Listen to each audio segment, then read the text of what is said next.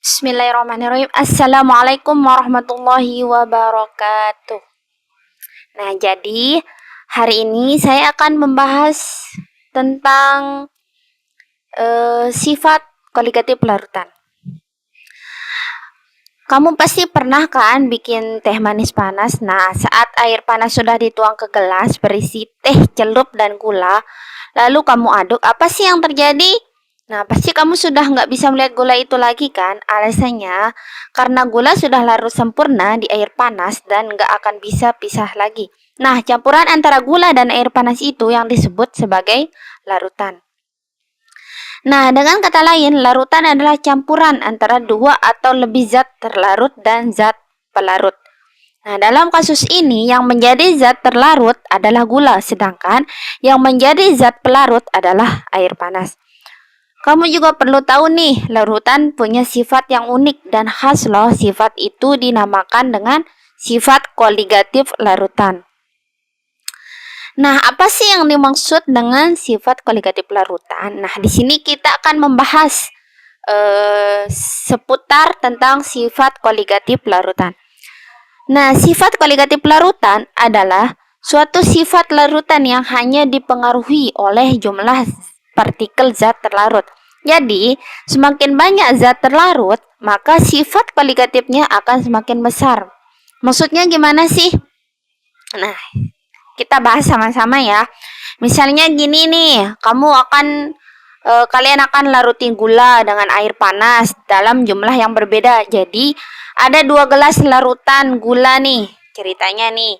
Nah, gelas yang pertama, kamu larutin 3 sendok teh gula dengan 500 ml air. Sementara, untuk gelas kedua, kamu larutin 5 sendok teh gula dengan jumlah air yang sama, yaitu 500 ml juga. Karena gula merupakan zat terlarut dan jumlahnya lebih banyak di gelas kedua, maka sifat koligatif larutan gelas kedua akan lebih besar dibandingkan dengan sifat koligatif larutan di dalam gelas pertama. Oke, lanjut. Sekarang kita akan membahas tentang klasifikasi sifat koligatif larutan. Sifat koligatif larutan itu ada 4 macam, yaitu penurunan tekanan uap, dilambangkan dengan delta P, penurunan titik beku, delta TF, kenaikan titik didih, delta TB, dan kenaikan dan tekanan osmotik. Nah, selanjutnya, ada berapa sih sifat koligatif larutan? Nah, kita akan membahas juga bagian apa saja sih koligatif larutan itu. Nah, di sini ada 4 macam. Nah, yang pertama ada namanya penurunan tekanan uap atau delta P. Tadi kan udah disinggung sedikit, tapi ini sekarang saya mau jelasin sedikit tentang penurunan tekanan uap. Apa sih tekanan uap itu? Tekanan uap adalah ukuran tendensi molekul-molekul cairan untuk melepaskan diri dari cairan di sekitarnya. Nah, dan berubah menjadi uap. Umumnya, molekul cairan yang berubah menjadi uap adalah molekul yang berada di permukaan. Namun, jika pelarut tersebut dimasukkan suatu zat terlarut yang sukar menguap sehingga menjadi suatu larutan, maka hanya sebagian pelarut yang akan menguap pada suhu tertentu, karena sebagian lagi terhalang oleh partikel-partikel zat terlarut untuk menguap. Sebab uapnya sedikit, maka tekanan uap jenuhnya pun lebih kecil. Selisih antara tekanan uap pelarut murni dengan tekanan uap pelarut dalam larutanlah yang disebut sebagai penurunan tekanan uap jenuh larutan atau delta P. Nah, besarnya penurunan tekanan uap jenuh larutan ini diselidiki oleh dengan rumus sebagai berikut. Delta P sama dengan XT kali P0. Jika tekanan uap pelarut di atas larutan dilambangkan P, maka rumusnya menjadi delta P sama dengan P0 min P. Yang tadi delta P sama dengan XT kali P pangkat 0. Terus lanjut, jika komponen larutan terdiri dari pelarut dan zat terlarut, maka tetapan rumusnya sebagai berikut. XP plus XT sama dengan 1. Maka XT sama dengan 1 min XP. Nah, persamaannya akan menjadi nanti delta P sama dengan XT kali P pangkat 0. P pangkat 0 min P sama dengan 1 min XP kali P pangkat 0. Nah, adapun keterangan dari delta P yaitu menunjukkan penurunan tekanan uap atau dilambangkan dengan mmHg. XP yaitu sebagai fraksi mol pelarut, XT fraksi mol terlarut. P0 tekanan uap jenuh dari zat pelarut murni. P tekanan uap larutan. Nah, yang kedua ada namanya kenaikan titik didih atau delta TB. Titik didih adalah titik di mana air mendidih. Titik didih menjadi saat tekanan uap terjadi saat tekanan uap larutan sama dengan tekanan udara yang berada di luar. Nah, gimana sih maksudnya? Nah, misalnya titik didih normal air adalah 100 derajat Celcius. Titik air di daerah yang memiliki tekanan udara lebih rendah seperti daerah pegunungan, maka memiliki suhu lebih rendah dari 100 derajat Celcius. Kemudian, semakin rendah tekanan udara luar, maka semakin rendah pula titik didihnya. Sehingga, air akan lebih cepat mendidih di tempat tinggi. Oleh sebab itu, karena terjadinya penurunan tekanan uap larutan oleh keberadaan zat terlarut non-volatil, maka dibutuhkan kenaikan suhu untuk menaikkan tekanan uap larutan hingga sama dengan tekanan udara luar. Jadi, keberadaan zat terlarut dalam pelarut akan mengakibatkan terjadi kenaikan titik didih.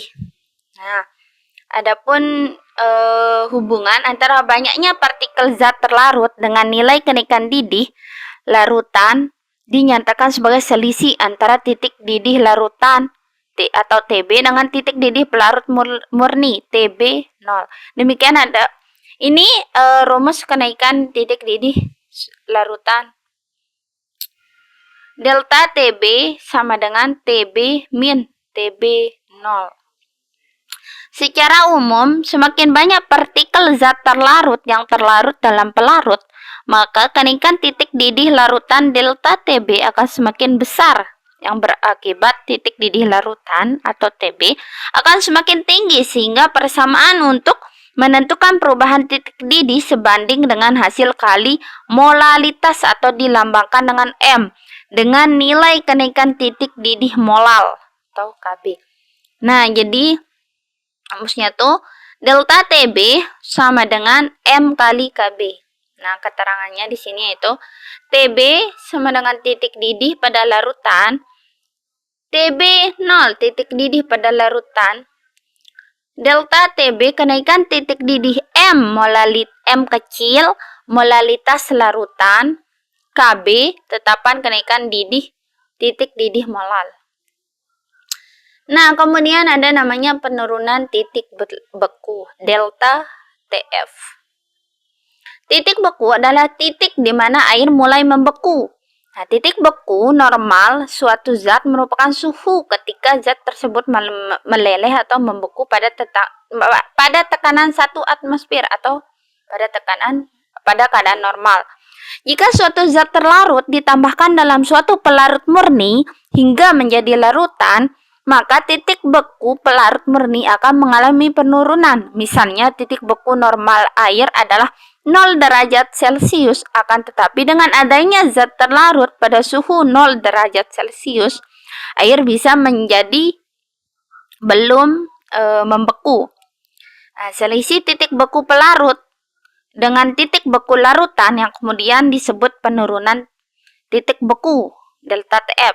Nah, adapun rumus penurunan titik beku yaitu delta TF sama dengan TF 0 pangkat 0 min TF.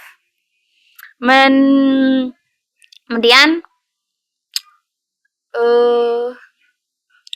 rumus persamaan untuk menentukan penurunan titik beku yang sebanding dengan hasil kali molalitas atau M kecil dengan nilai penurunan titik beku molal. Nah, rumusnya tuh Delta TF sama dengan M kali KF. Keterangannya yaitu TB yaitu titik beku larutan, TF pangkat 0 titik beku pelarut, delta TF penurunan titik beku, M kecil molalitas larutan, KF tetapan penurunan titik beku molal. Kemudian yang terakhir ada namanya tekanan osmosis. Tekanan osmosis itu sebuah proses perpindahan molekul pelarut dari larutan encer ke larutan yang lebih pekat atau dari pelarut murni ke suatu larutan melalui selaput semi-permeable. Apa itu selaput semi-permeable? Yaitu selaput atau membran yang hanya dapat dilalui oleh molekul pelarut tetapi tidak dapat dilalui oleh molekul zat terlarut. Nah, peristiwa osmosis akan berlangsung hingga mencapai suatu kesetimbangan. Nah, hal tersebut ditandai dengan berhentinya perubahan yang terjadi pada volume larutan. Perbedaan volume dua larutan pada kesetimbangan itulah yang kemudian menghasilkan suatu tekanan yang disebut dengan tekanan osmosis. Nah, jadi itu saja materi yang dibahas untuk hari ini. Wassalamualaikum warahmatullahi wabarakatuh.